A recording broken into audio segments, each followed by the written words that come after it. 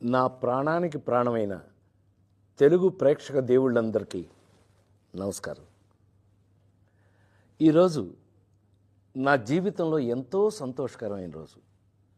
భారత ప్రభుత్వం నాకు పద్మశ్రీ పురస్కారాన్ని ప్రకటించిందని తెలిసినప్పటి నుంచి నా కళ్ళు ఆనందంతో నిండిపోయాయి. ఒక నటుడిని గుర్తించి ఇంతటి గొప్ప గౌరవాన్ని అందించిన భారత ప్రభుత్వానికి నా శిరస్సు వంచి నమస్కరిస్తున్నాను.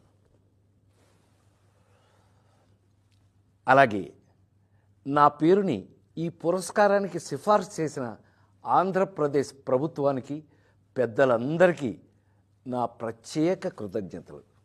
కానీ నిజం చెప్పాలంటే ఈ అవార్డు నాది కాదు, మీది.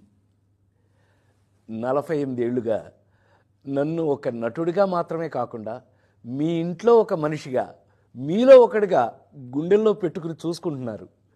నేను నవ్వించినా ఏడిపించినా మా రాజేంద్ర ప్రసాద్ అని మీరు చూపించిన ఆప్యాయత నాకు దక్కిన నిజమైన అదృష్టం. ఆ ప్రేమే ఈరోజు నన్ను ఇక్కడ దాకా నడిపించింది. 2 తెలుగు రాష్ట్రాల ప్రజలు నన్ను సొంత బిడ్డలాగా ఆదరించారు. మీ రుణం ఈ జన్మలో తీర్చుకోలేను. నాతో పాటు ఈ ఏడాది పద్మ పురస్కారాలు అందుకుంటున్న దేశంలోని మహానుభావులందరికీ నా శుభాకాంక్షలు తెలియజేస్తున్నాను. మీ ఆశీస్సులు ఎప్పుడూ నా మీద ఇలాగే ఉండాలి. బ్రతికున్నంత వరకు సర్వదా మీ రాజేంద్ర ప్రసాద్.